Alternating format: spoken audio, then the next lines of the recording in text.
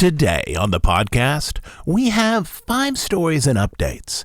Everything from twists in the battle for the Disney board to thoughts on the recently installed Hatbox Ghost to a complete guide to the Disney dining plan, the plan that after a 4-year absence finally returned to the Florida resort this past week. I've tried it out at many restaurants and I have some suggestions and strategies. Again, we have a chunky episode simply because so much has been in play during the past month. I'm using these segments to keep all of us up to date with key changes and challenges inside the Disney company, a set of stories that likely have far more detail and nuance than any stories about the Disney company that you'll find in a magazine or newspaper.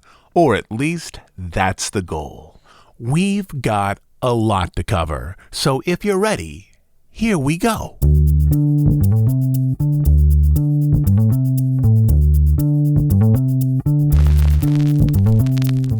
To kick things off today, before we get into the economics of food, a handful of updates, some of them short, some a little longer. First up, in terms of following our ongoing stories, I have a quick note about the battle for the Disney board. This past week, Disney announced its 12 official candidates to be board members this coming year. The list passed over those names put forward by Trion Partners, specifically Nelson Peltz and ex-Disney executive Jay Rizzullo. This means that there's not going to be a quiet close to these negotiations, with the board perhaps taking on Rizzullo as a recommended board member. Instead, the battle is going to rumble forward.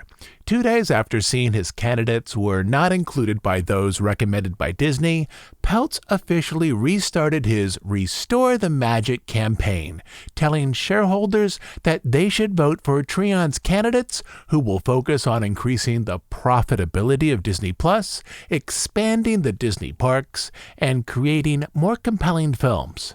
It's unfortunate, Peltz said, that a company as iconic as Disney and with so many challenges and opportunities has refused to seriously engage with us, its largest active share owner, about board representation.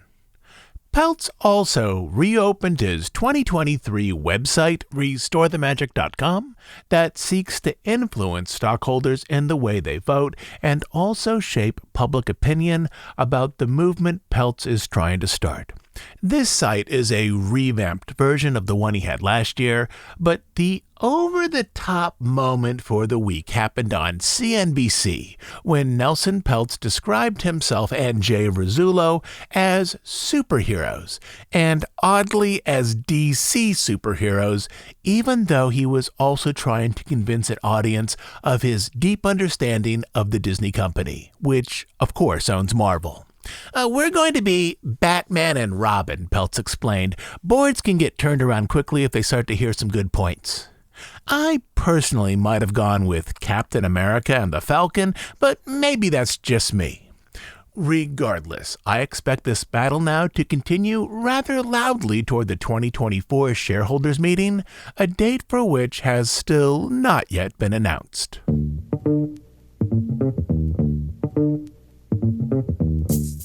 Another story that we've been following for months is the struggle to control the Reedy Creek Special District. We've covered this on many episodes, but since we've last discussed this story, Florida Senator Linda Stewart has filed a bill that, if approved, would repeal the Central Florida Tourism Oversight District, again that's the CFTOD, and restore the Reedy Creek Improvement District as it was back in 2019 before the battle between DeSantis and ex-CEO Bob Chapek. Essentially, if this bill was passed, the state would then readopt the same law they initially passed 57 years ago, in which Disney had more influence in the special district that manages the area where Disney World exists. It's unlikely that the bill will successfully move through the House and the Senate in Florida, but the bill keeps the issue active in political circles.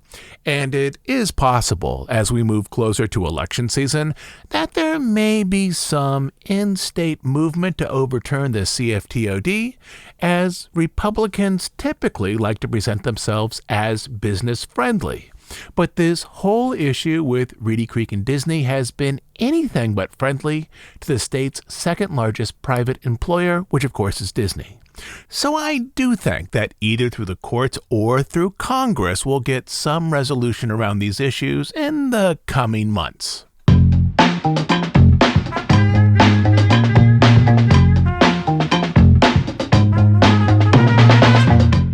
In the Magic Kingdom, the current show over in the Grizzly Hall Theater closes down on January 26th. This past week, I was able to take in a couple of its closing performances. Admittedly, I was there on a Tuesday, which was far from a peak period, but in talking to cast members, I was told that since the announcement that this attraction would close, attendance at the show was up, but rarely did they see a full theater. For the two shows I saw, I would say that the theater was about half full. The crowd appeared to be mostly longtime theme park fans taking in an old favorite one last time. The show that's presently in the theater, the Country Bear Jamboree, is a version of the show that opened with the resort back in 1971. The show back then was longer, it had more songs, more dialogue, some of the bears had slightly different hairdos and costumes, but overall, the structure of the show as it was presented back during its opening year in 1971 is fairly similar to the show today, much in the same way that the Tiki Room show today on both coasts is a slightly abridged version of the show that Walt assembled in the early 1960s. But the coming transformation of the Country Bears is not the first change to the show over its 50-plus year history. The original show, the Country Bear Jamboree, lasted for 13 years. And then in 1984, Disney added a new version of the show called the Country Bear Christmas Special into the mix. The seasonal show played for about 6 weeks, from late November to early January, and then the presentation reverted back to the original show. The Christmas show was more playful than the original. In the holiday version, old Liverlips becomes an Elvis impersonator, Teddy Barra holds skis but has her leg in a cast, and Big Al is dressed as Baby New Year. I will say that this is my favorite version of the Country Bear show. 2 years later, in 1986, a third show was presented in the theater, this time a show for summer called The Vacation Hoedown. In Florida, this became the main version presented there for years, replacing the original. But then, at least in the U.S., the seasonal shows were dropped until the theater presented only the original show once again year-round.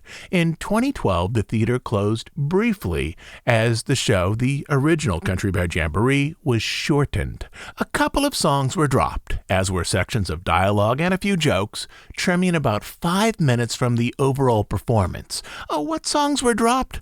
Well, Pretty Little Devilish Mary, performed by the Five Bear Rugs, and Fractured Folk Song, performed by Wendell and Henry. That second one contained the line, "We wrote these lousy lyrics and we also wrote the words." Remember that one? That song has been gone now for over a decade.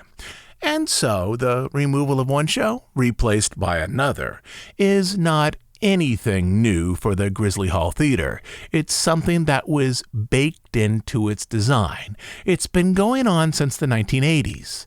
And the Bears right now are not going away. The new show, which should open later this year, probably saved the Bears, as it's been many years since Grizzly Hall had much of a line. Almost surely, this new show coming to the theater will be a little shorter, as has been the trend in the parks for a couple of decades. From the promo poster for this upcoming show, which will be called the Country Bears Musical Jamboree, you can see that Disney is grouping together animatronic performers, likely to shorten the overall runtime. Trixie and the Sunshine Bonnets will no longer have their own songs, but instead perform one together. The same is true for Wendell and Teddy Barra. So, in a world where most viewers want longer film experiences, such as with the 8-part Harry Potter series, most theme park visitors want shorter experiences to quickly sample the enjoyments of one attraction and then move on to the next offering. Or to put this all another way, People presently use theme park entertainment in a vastly different way than they use film entertainment. A 6-hour limited series can have a larger overall audience than a 2-hour movie. The 6-hour experience offers viewers a chance to more deeply connect with the characters on screen and to become invested in the plot. But longer experiences generally are not what theme park visitors want. They don't want greater connections to the characters or deeper involvement in the plots. They typically want a lot of shorter, direct experiences. In terms of animatronic experiences, the two big outliers to this general trend at Disney World are the Hall of Presidents and the American Experience, both of which I think have more depth and emotional nuance than any other animatronic experience at the resort. Years ago, there were other lengthy experiences which are mostly gone now. Many live shows, such as the Indiana Jones Stunt Spectacular and the musical version of Finding Nemo, still come out at around 30 minutes each. Also, Kilimanjaro Safari, depending on your driver, can come in at over 20 minutes. But I do worry that at some point, the Hall of Presidents and the American Experience might be trimmed in terms of their runtime as well. But to get back on topic, if you want to dip back down into the animatronic world of the Country Bears of 1971 with Blood on the Saddle and other favorites, you have until January 26th to visit Grizzly Hall. At least when I was there were no t-shirts on sale commemorating its closing, but I am pretty sure if they had been on sale, they could have sold thousands. The new show, which should open later this year, as I've mentioned, will be called The Country Bears Musical Jamboree and will present various Disney standards arranged in the style of various country musical genres, such as bluegrass, rockabilly, Americana, and country western pop. One more thing. It's not uncommon for cast members to do something special for an attraction's last public performance. When the Universe of Energy closed over at Epcot a few years ago, during the last ride-through, cast members hit that e-stop button when the cars reached the dinosaurs and then let guests walk the rest of the attraction, taking photos of anything that interested them. I can't tell you if this will happen here. I feel it's less likely as the Bears really aren't going away, just taking on a new show, much in the style that they've done in the past. But it's always possible that something like this might happen. I'm just saying that, if any cast members are listening right now, and e-stop toward the end of the show, while nearly all of those animatronic performers are on stage for the finale, which is called One Slew Foot, wouldn't be the worst thing in the world, so that everyone who is there can take photos of the Bears in their current costumes. But the Bears are not the only Magic Kingdom story that I have for the opening section of this episode. I do have one more.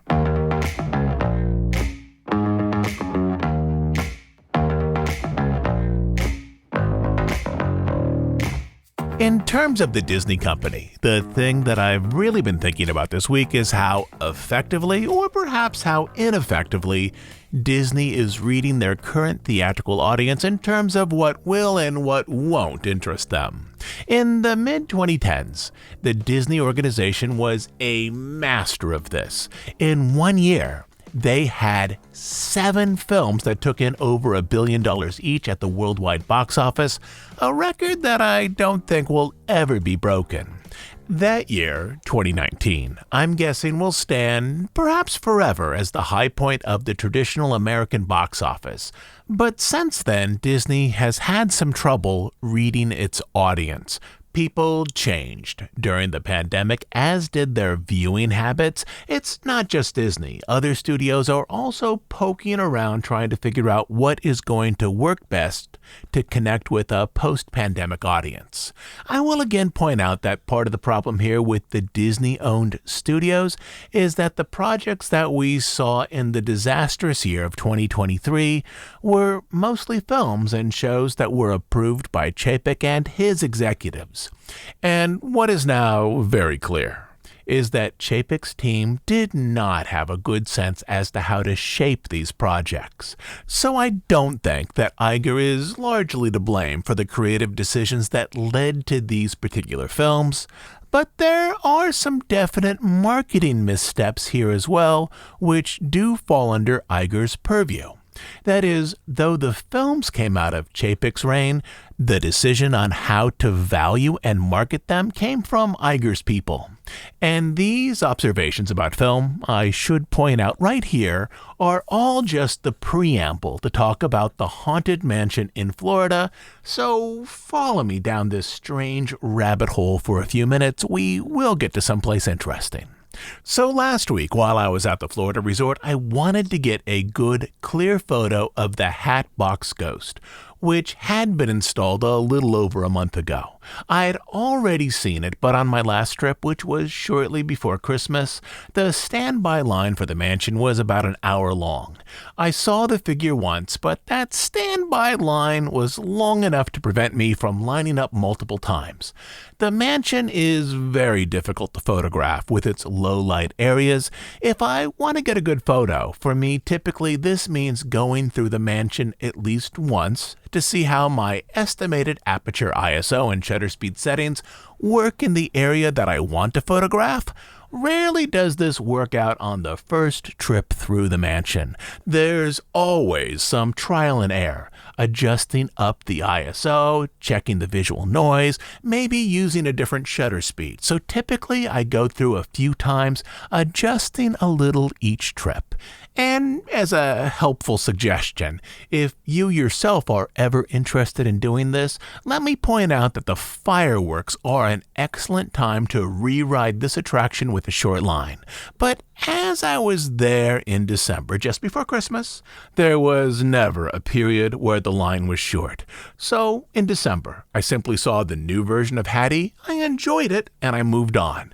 But this past week, in the half hour leading up to the fireworks, there was literally no line. In terms of the Haunted Mansion, the wait time for the standby line was set at 13 minutes, which is a joke and typically means that the ride is a walk-on. So I was able to move through the ride a few times, figuring out how to best capture Hattie. But as I did this, I became aware of how different the presentation of Hattie is in Florida compared to Hattie in California. The face and body of the Hatbox ghost figure, I'm pretty sure, are from the same mold as the one used in California, but the character is finished slightly differently than the animatronic at Disneyland. The animatronic in Florida has longer and more noticeable hair on the sides of his head, as well as a slightly more roughed up hat, whereas in California, Hattie's clothes, including the hat, look as though he's showing up neatly dressed for a party. The animatronic in Florida, which was arranged and dressed in spring and summer, looks as though there was a conscious effort to make the figure look more like Jared Leto's performance of Hattie in the Haunted Mansion film from last year. That is, it looks as though Disney executives had the expectation that the 2023 film would be popular enough that visitors to the mansion in Florida would expect their version of Hattie to resemble the character from the film. We've already talked about this, but the Haunted Mansion film took in $117 million against a budget of $150 million, which is split between Disney and theaters. Typically, a $150 million film would need to take in about $300 million at the box office to barely break even. This film lost piles of money and never found a large audience. Early last summer, likely after executives sensed that Indiana Jones film wasn't going to do big business, people in the C-suite in Burbank believed that the Haunted Mansion film would be the title that finally turned Disney's theatrical year around. Only that never really happened, but there was the expectation that this film would do very well at the box office. Apparently, so much so that the Florida version of Hattie was tweaked in small ways to make him appear more like the one in the movie, especially with the longer and thicker hair on the sides of his head. Just as Jack Sparrow from the Pirates film ended up in the attraction, here, the version of Hattie from the film ended up in the Florida mansion. And this has certainly got me thinking as to where some of the problems are right now for Disney films. Though the narrative problems in the Haunted Mansion film are mostly on Chapek and his people, the marketing decisions are on Iger's team as they happened much later. Iger's team made the decision on how to market and promote the Mansion film. They also estimated, or rather significantly overestimated, how well this film would perform in theaters. I don't think that Disney would have made this mistake 5 years ago, back when they had the pulse of the audience. Also, I don't think that Haunted Mansion is a bad film. It's far from perfect, but it's a very enjoyable 2 hours, one that plays with concepts from the attraction. But what I think that this whole affair illustrates is this. Disney management is having trouble understanding what types of stories will be desirable now in terms of film, as opposed to what types of stories were desirable 5 or 10 years ago. The belief that the Haunted Mansion film would be the film to reset the studio in 2023 deeply missed the mark. In terms of how the company is poised to move forward with theatrical projects, this, I think, is one of those big challenges. All companies have individual cultures, a group of people who over years or decades develop strategies to approach complex problems such as film production and marketing. In terms of its theatrical offerings, Disney is a company that historically favors tonal consistencies. It tends to find one film success and then create variations on that theme. The live-action films of the late 1950s are mostly of a single piece, largely historical dramas. The live-action films of the early 1960s are also mostly of a single piece, largely low-budget comedies, many of them filmed in black and white. The comedy, The Shaggy Dog, released in 1959, then spawned other comedies such as The Absent-Minded Professor, The Misadventures of Merlin Jones, and The Monkey's Uncle. This doesn't mean that every film through this time period adheres to this pattern, but this approach to story does become the dominant pattern and then establishes a narrative tone that connects with viewers. Beyond the 1960s, the films of the 1970s are mostly of a single piece, largely family adventures that skewed towards children's films, often with visual comedy. Even more recently, the Disney studio efforts of the 20-teens might be described as the period of the live-action remakes of animated classics, while the Marvel films from this same period might be described as an experiment in building a superhero cinematic universe. That is, historically, the Disney studio tends to work best when it can find a narrative approach that connects with viewers and then replicates that approach with new characters and new stories to create the studio's identity for a set of 5 or maybe even 10 years. One last example of how this works. The live-action remake of Alice in Wonderland in 2010, which took in over $1 billion worldwide, then spawned other nostalgic live-action projects based on animated features, such as Maleficent, which took in $750 million, Cinderella, which took in $500 million, The Jungle Book, which took in just under $1 billion, and so on. These films don't create an ongoing story like the Harry Potter films, but they do create a thematic series. Simply, the studio has a history of watching how audiences react to their films. Then when one connects, they use that film as a template to create other projects. What I was reminded of as I circled through the mansion last week in my doom buggy camera in hand is that Disney, perhaps for the first time in a couple of decades, probably since the Home on the Range era, doesn't presently have the pulse of its audience, nor does it have a narrative tone, be that historical dramas, slapstick comedies, or nostalgic remakes of animated classics, that is deeply connecting with its audience. Simply, Disney, at least at this moment, doesn't have a strong understanding of what audiences are responding to in the types of films that it makes. And that right there is one of the big things that I think we're missing in this moment. Disney is struggling a bit to understand what will and what won't connect to a contemporary audience, particularly in terms of theatrical releases. Also, the studio hasn't yet found the narrative tone or the narrative approach that will define how it moves forward into the mid-2020s. From 2010 up through this past year, Disney released 17 live-action remakes that were based or at least inspired by animated classics. Simply, Disney right now doesn't yet have a firm grasp as to how to organize the wave of films that will follow. Maybe it'll be fantasy or science fiction or realistic films about teenagers. I don't know.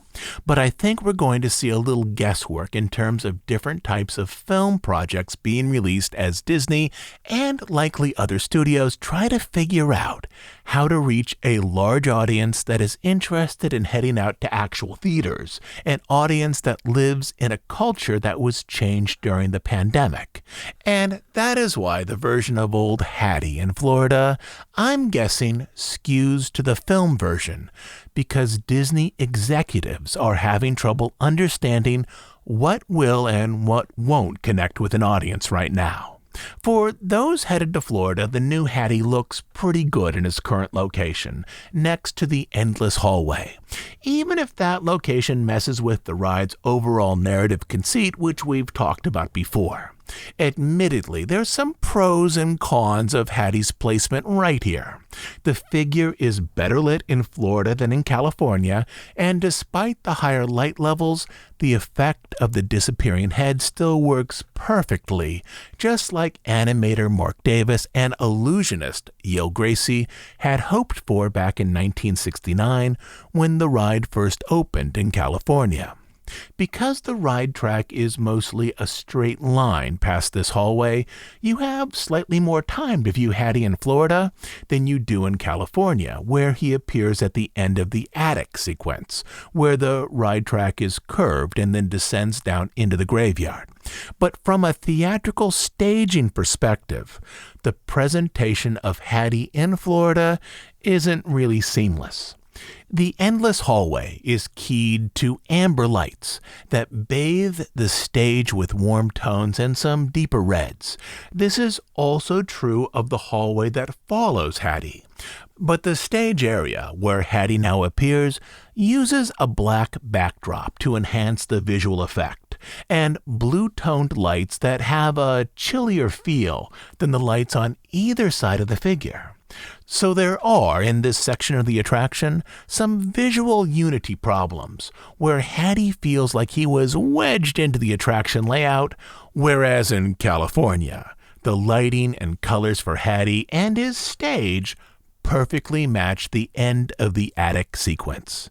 Placing Hattie in the endless hallway also gives writers two large effects to focus on at roughly the same time: the disappearing head and the floating candelabra. I'm guessing that far more people are going to focus on Hattie right now, not the candelabra. If Hattie were at the end of the attic in Florida, this attraction would then still be asking guests to focus on one stage element at a time. Outside of the ballroom, this generally is the design strategy of the original mansion, one key visual at a time, whereas in Pirates, the attraction, particularly in its later stages, consciously overlaps focus areas. So Hattie, when placed here, also changes the flow strategy of the attraction as well. But regardless of these minor concerns, it's nice to have Hattie in Florida, as he, along with Leota, the Escher stairs, and the CGI projected hitchhiking ghost in the exit mirrors, is one of the most sophisticated visual effects that now appear in the Florida mansion.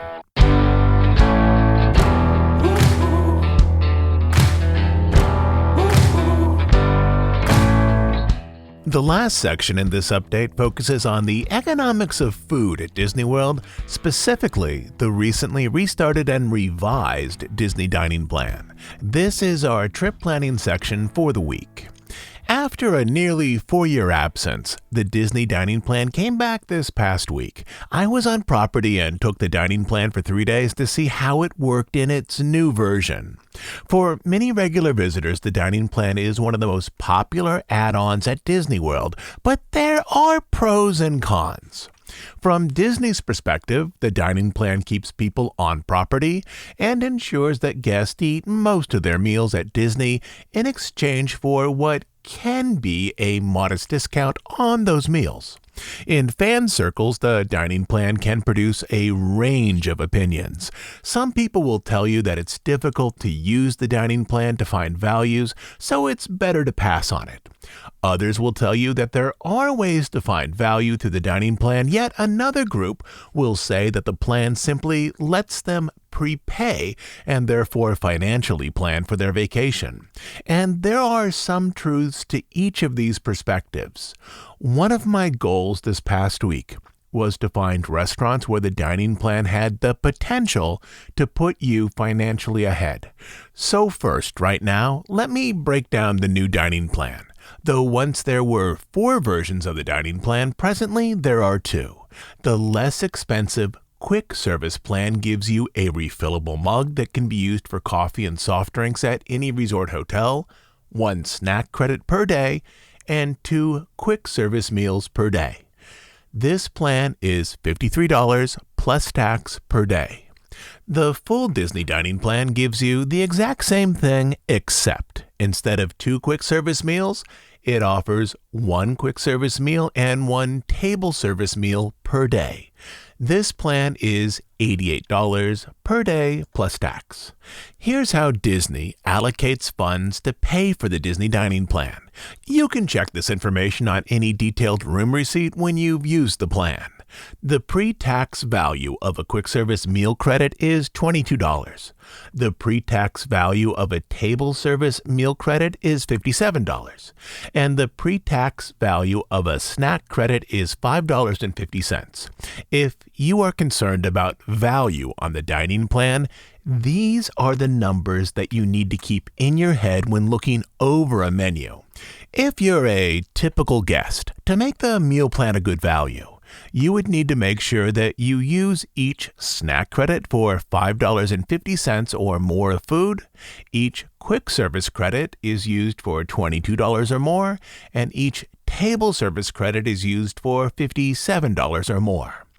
If you're adding up all these numbers in your head, you've already realized that these amounts don't quite reach either $53 for the plan with 2 quick service meals and 1 snack, or $88 for the plan with 1 quick service meal, 1 table service meal, and 1 snack.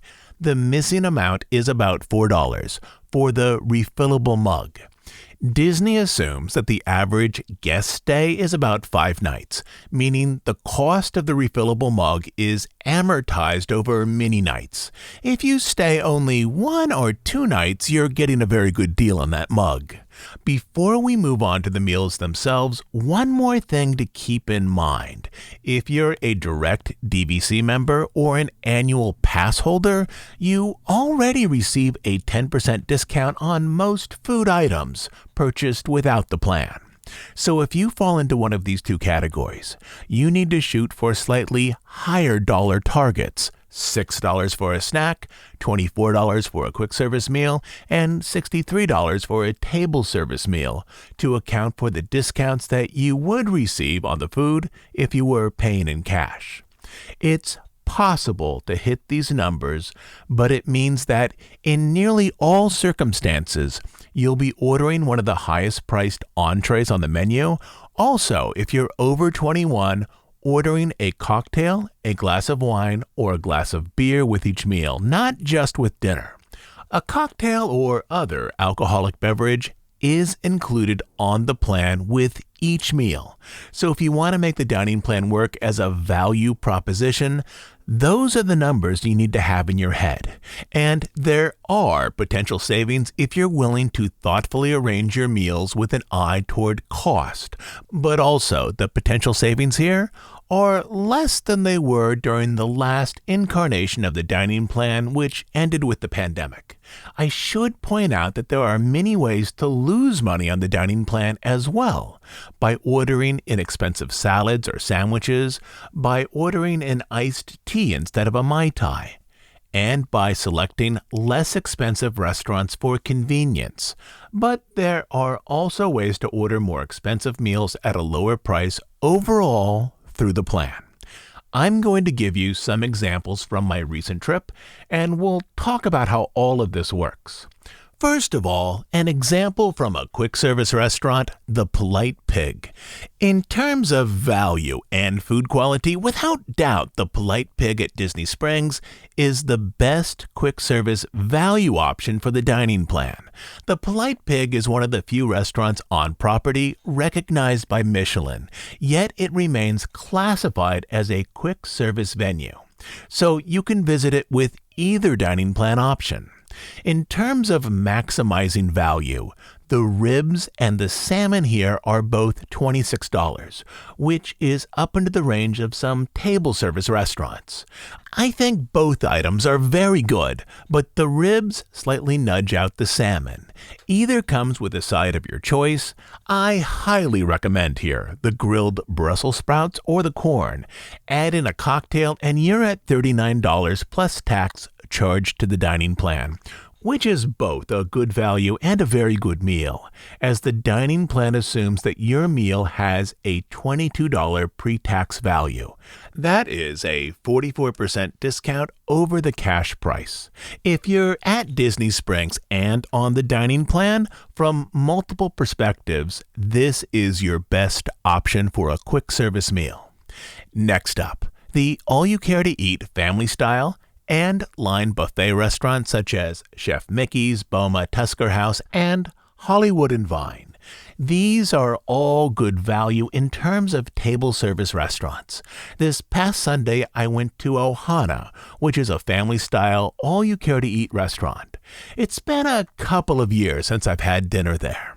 I picked it primarily because it gave me an excuse to spend time at the Polynesian, and also because it was easy to list as a value on the dining plan. The cash price for the meal is $62. Add in a $17 cocktail, and you're well into value territory, with a $79 pre-tax charge placed against a $57 meal plan credit. That's a 28% discount overall. And even if you're a DVC member or an annual pass holder, you're still deeply into positive territory. Ohana, I always feel, is mixed in terms of food quality, so you should know this going in.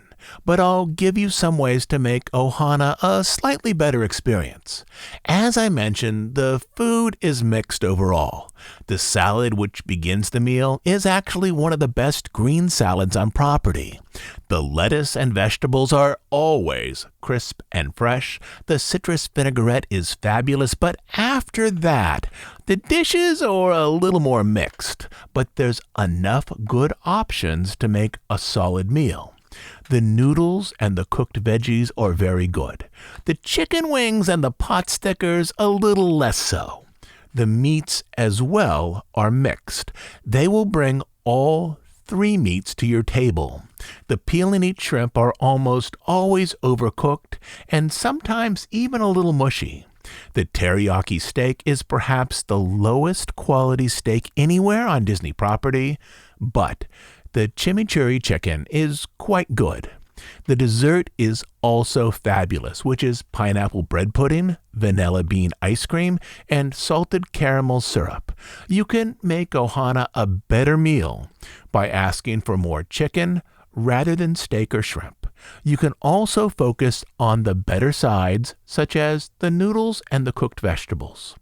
Ohana is a tradition for many longtime guests, which is part of its attraction. This restaurant has been called Ohana since 1995. Before that, it was a similar Hawaiian-themed restaurant called Papit Bay Veranda, which also included Hawaiian musicians and hula dancers, which was part of the original Disney complex.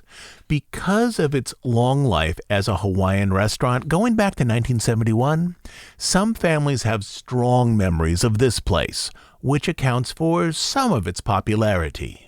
Beyond selecting the stronger dishes, if you want to make Ohana a better experience, make a reservation for about 1 hour before the Magic Kingdom fireworks. When you arrive at the host station, ask for a window table. It's worth it even if you have to wait. The windows at the front of Ohana offer one of the best places outside of the Magic Kingdom to view the fireworks. From these front tables, you can see blossoms rise above the entire resort. It's a beautiful panorama. The recorded soundtrack for the fireworks is piped in, and it's some of the clearest audio that I've ever heard for the Magic Kingdom show. If you can add a window table for the fireworks into your dining experience, this meal now looks pretty good. You do need a front window seat here, as the Great Ceremonial House, which is where Ohana is located, has an extended roof which interferes with the view for those at the back of the restaurant, particularly for the higher fireworks. Next on my list is Primo Piatto. At this point, I think it's easy to point to one of the hidden downsides of the Disney dining plan. To receive your full value, you need to focus on meat-heavy entrees. I'm able to enjoy this for a day, perhaps two, but after that I feel the need to vary my diet with more vegetables and salads. Salads are simply less expensive in terms of food costs than, let's say, a rack of ribs. So on my second day, I consciously sought out a salad for lunch. One of the lesser-known quick-service gems at the resort is Primo Piatto at the Riviera, a quick-service restaurant that has an open-air kitchen, also a waitstaff to deliver your order to your table and clear your plates when you're done.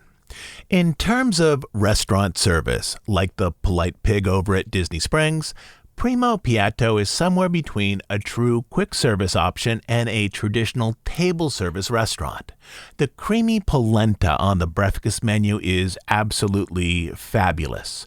But while on the dining plan this past week, I went there for lunch. Primo Piatto is an easy one-stop trip on the Skyliner from the International Gateway at Epcot. The restaurant space is typically far less crowded than anything you'd find at Epcot, and in terms of quick-service options, meals at Primo Piatto are typically better presented and better prepared than those at Epcot. I got the salad with seared tuna, green beans, olives, tomatoes, fingerling potatoes, and a champagne vinaigrette. This was $15. Add in an $11 glass of Pinot Grigio, and we're at $26, which makes this meal barely a positive value on the dining plan. But I think this is a realistic way to approach the dining plan, especially if you're over 30. The needs of the body simply need to override the needs of finding value. Not every meal can be a meat-focused offering to tip the experience toward maximum value. My last restaurant example comes from San Angel Inn over in Epcot. Some restaurants will restrict one or two of their higher-cost menu items from the dining plan. Just because an item is on the menu doesn't mean that it's eligible for a dining plan purchase. Some restaurants restrict higher-cost cocktails, others higher-cost entrees, typically steaks or seafood. And these restrictions can change throughout the year. When Disney offers the free dining plan for those who buy a hotel and ticket package during periods of slower visitation, some restaurants remove upper-end items from their menus entirely or rework the offerings to limit food costs. San Angel Inn is the Mexican restaurant inside of Epcot's Mexican Pavilion, that big pyramid at the start of World Showcase. one of the items that they have restricted from the dining plan is their carne asada New York strip steak, which is priced at $54. But you can still order the pork shank with mole negro sauce, which is excellent at $39. Add in a skinny margarita at $20 and some flan at $12, and you're at $71 pre-tax against a meal charge credit of $57, which of course is a positive value. But again, I should point out that this only works if you order the more expensive items as well as a cocktail and dessert. At this same restaurant, if you had ordered chicken enchiladas at $29, a Diet Coke at $4.50, and a brownie at $10, you'd be at $43.50, which marks a meal where you on the dining plan lost money. And even though the New York strip steak here is not included on the dining plan, you can find steak at many other one-credit table service restaurants throughout the property. All steak options, for example, at Steakhouse 71 over in the Contemporary, are included on the dining plan, including their filet mignon. I should point out that from watching restaurants at the resort for years, it's more likely that those owned by outside companies will restrict some entrees from the dining plan. The two largest sets of third-party restaurants at Disney World are in World Showcase and at Disney Springs. I should point out that sometimes menu exclusions are left off of online menus, but those exclusions are usually indicated clearly on the paper menus at the restaurant. These exclusions tend to be at most 2 or 3 items on the menu, typically cocktails priced over $20, and steak and seafood entrees priced over $40. Beyond San Angel Inn, I had a couple more meals on the dining plan this past week, but they follow the same pattern as those I already discussed. Instead of listing those off, I want to shift over to snack credits. Each day on the dining plan, you get one snack credit which has a listed value of $5.50. You can get almost any dessert or snack item priced at $8 or less throughout the resort. In some cases, though, you can order snacks priced above $8. One of the best places to use these snack credits are the festival booths at Epcot. The offerings at the booths change throughout the year. For my examples, I'm using food booths at Epcot's Festival of the Arts. For a snack credit, you can get mushroom risotto, priced at $9.75, carne asada, priced at $10.50, or an ice cream and funnel cake dessert priced at $12. Simply, I'd save up your snack credits for your day at Epcot. Many of the table service restaurants at Epcot are very good. But a meal cobbled together from the festival booths is typically better than those at many Epcot quick service locations. I might carve out exceptions for Leal's Boulangerie, Katsura Grill, and Regal Eagle. But other than that, you're better off hitting up the festival options. Another place to use a snack credit is at Starbucks. You can get any drink with a snack credit. So that venti sugar-free vanilla latte you have in the morning, which is usually $7 on property, can be had for a snack credit, which is a positive dining value.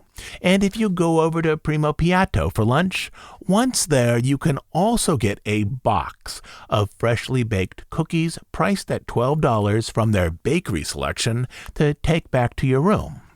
All for a snack credit. That's a 55% discount off the cash price, a very good value. If you really want to explore snack options, you can look at the mobile order menus on the My Disney Experience app to see which items qualify at each restaurant as a snack credit. There's a wide range from snacks that are priced at $3 all the way up to those that are priced at $10 and above. When booking your resort hotel, the dining plan for the most part is an all-or-nothing proposition. You need to buy the dining plan for everyone in your hotel room for each day of your stay, or you need to pass on the dining plan altogether. But there are ways to manage this. If you're planning a 6-night trip, you can book a split stay with 3 days at one hotel resort and 3 days at another. Not only does this give you variety, it gives you more options with the meal plan. If you have a split stay, you can buy the meal plan for one of your 3-day hotel reservations, but not the other one. The meal plan follows your hotel booking, not your entire vacation. A split stay also gives you the opportunity to explore 2 different hotels as well as 2 different sets of resort pools. If you have a split stay, the Disney Bell service at any Disney hotel will, for free, transfer your luggage from your first hotel to the second, with some exceptions. They won't transfer food, storage locker boxes, perishables, or medicine. Other than that, you can just pack up your suitcases, coordinate with the bell desk, and later that day, find your luggage transferred for you to your new hotel room. If you book a split stay, you can use the portion of your vacation with the dining plan to try some more expensive restaurants, and the portion of your stay without the dining plan to enjoy some less expensive options. In that 6-day example, you might even want to have only 2 days with the dining plan in one hotel and 4 days in another hotel without the plan. If you do the split stay, your dining credits are good up until 11:59 p.m. on the day you check out.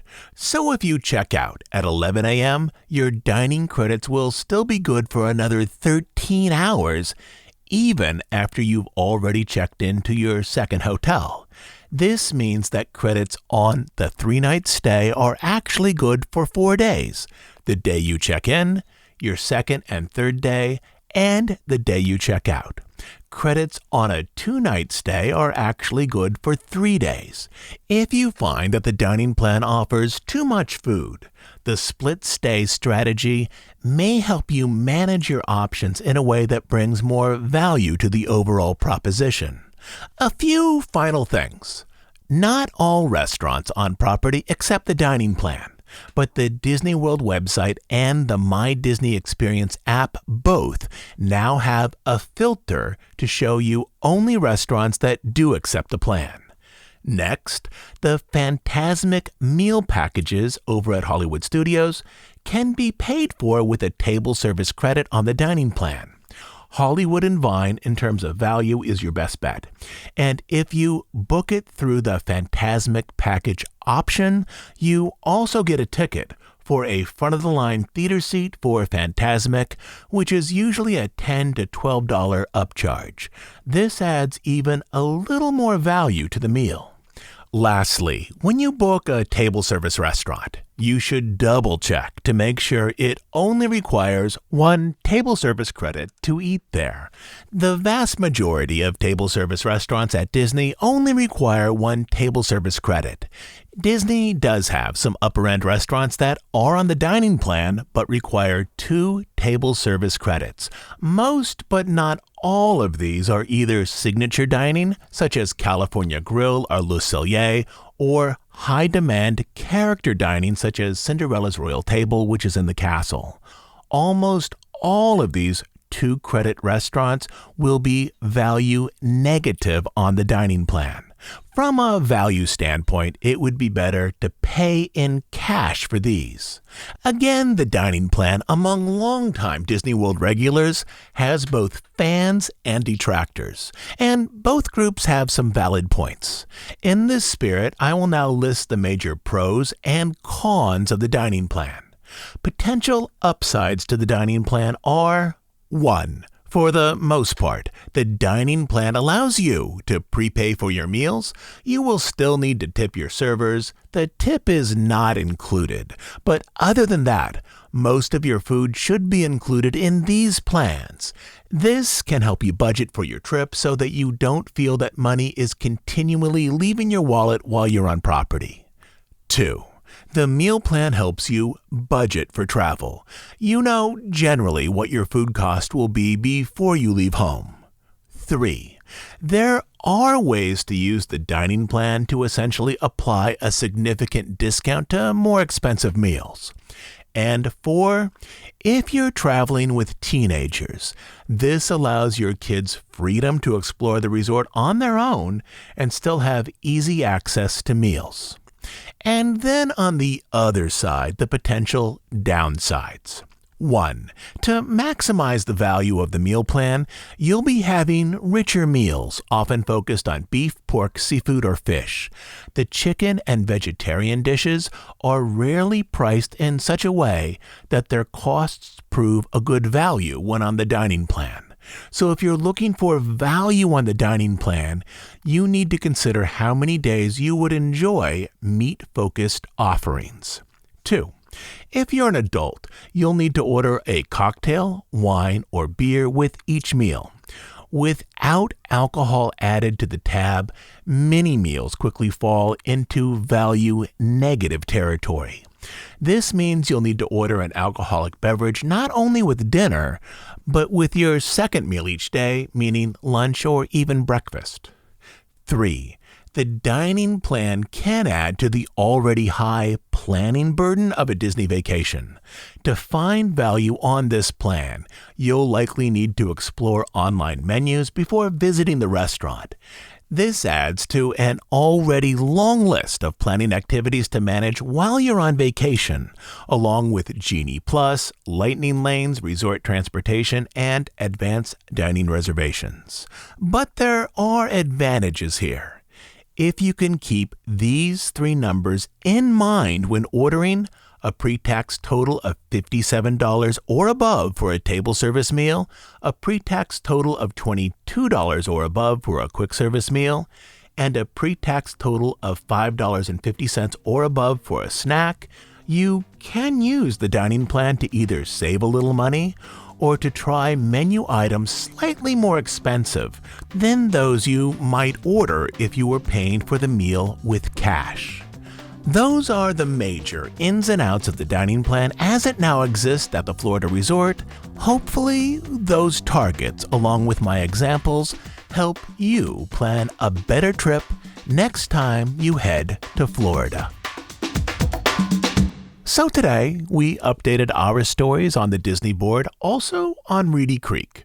We talked about how the Country Bear Show will be changed once it closes. We explored issues with both Disney's current theatrical strategies, as well as the Hatbox ghost figure recently installed in the Florida mansion. And we walked through the ins and outs of the recently revamped dining plan. So at the moment, you should be all up to date with everything that's happening within the Disney company. And as always, I'll be back next week with a new episode. As you know, we're an ad-free, listener-supported podcast. We do just 2 things: deep dives on stories related to the history of the Disney studio and the parks, and news and analysis of current events as they relate to the Disney company. We are funded entirely by listener contributions, specifically by listeners who support us over on Bandcamp. On Bandcamp, you'll find over 200 episodes not available on iTunes or anywhere else. But the best reason to join is to support the work we do here and to make sure that this podcast continues to exist.